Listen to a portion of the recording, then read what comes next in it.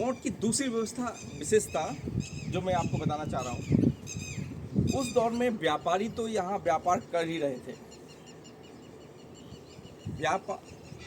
उस दौर में मोट मुख्य रूप से धर्म का और संस्कृति का बड़ा केंद्र था। वो मोट की लगभग बहुत बड़े क्षेत्र में नागा सन्यासियों के,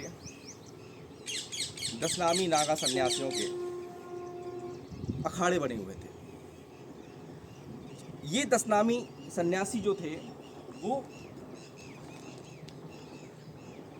आर्मी की जो ब्रिगेड होती है उस तरह से रहा करते थे।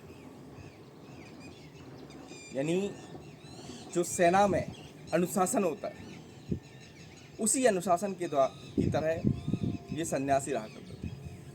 ये नागा सन्यासी आजीवन अव्याहत रहते थे और आदि गुरु शंकराचार्य के बताए हुए मार्ग पे चलते थे। धर्म की रक्षा के लिए ये हथियार में प्रशिक्षण भी लेते थे और धर्म के लिए दिन रात जप तप भी करते थे।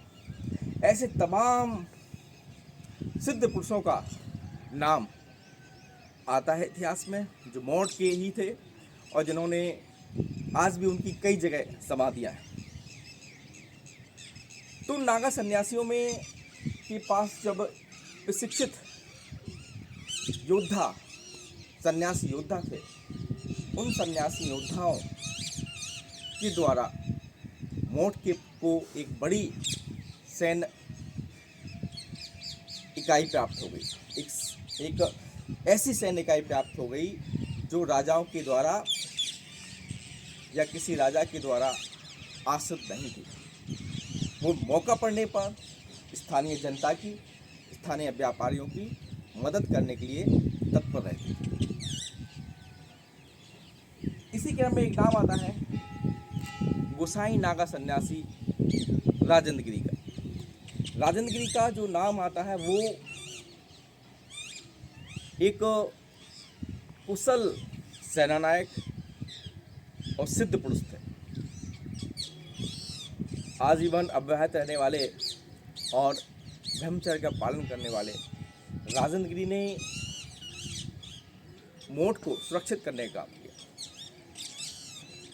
किताब साहिब जोदेव जहाँ प्रशासनिक व्यवस्था देख रहे थे, वहीं यहाँ की सुरक्षा का काम राजेंद्र गिरी के जिम्मे था। झांसी गजेटिया में भी ऐसा वर्णन आया है कि यहाँ नागा सन्यासियों के अखाड़े थे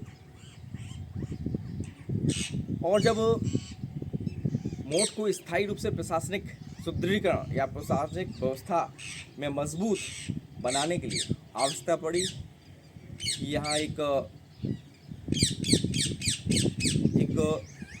गढ़ी की व्यवस्था हो या एक किला बनाया जाए, तो उस दौर में यहाँ के प्रशासन देख रहे या शासन देख रहे यहाँ के उस दौर के प्रभावशाली लोगों ने इस गढ़ी का निर्माण किया। ये पहले जैसे यहाँ की आप देख रहे हो, ये एक ऊंची पहाड़ी पर जो पत्थर आप देख रहे हैं, इस पहाड़ी पे इस किले को बनाया गया। ये पूरी पहाड़ी किले की साफ सफाई हुई तो कुछ आप देख रहे हो यहाँ कुछ सहतीर मिल क्राफ्ट भी हो रहे हैं। ये कलश लिए देवी यमुना की मूर्ति है, जल का कलश लिए। उस दौर में दोनों भवन के दोनों तरफ जो खंभे बनाए जाते थे, उन खंभों पे गंगा, यमुना या अन्य देवी देवताओं के मूर्तियों को बनाया जाता था। उसी क्रम में यहाँ भी ऐसी स्थापना की गई। पहाड़ी पे बनाया गया ये किला उस दौर में 17वीं 18वीं सदी में अपना एक प्रमुख स्थान रखा।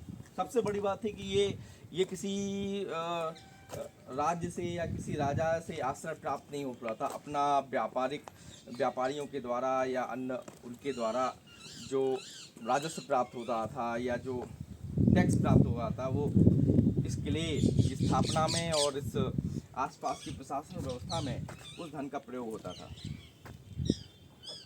तो जैसे कि आप देख रहे हो, यहाँ ईंटों का इस्तेमाल किया गया है।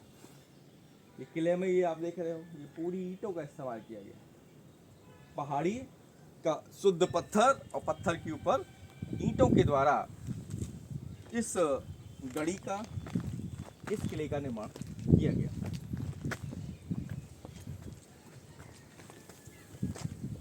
अब फिर अगला दौर जो आता है मराठों का। मराठे उत्तर भारत में एक बड़ी ताकत के रूप में उभर रहे थे। महाराजा छत्रसाल के द्वारा जब बाजीराव पेशवा को तीसरा हिस्सा, अपने राज का तीसरा हिस्सा दे दिया गया, तो झांसी को मुख्य रूप से उन्होंने अपना केंद्र बना लिया। अब झांसी में केंद्र बनाने के बाद उन्होंने आसपास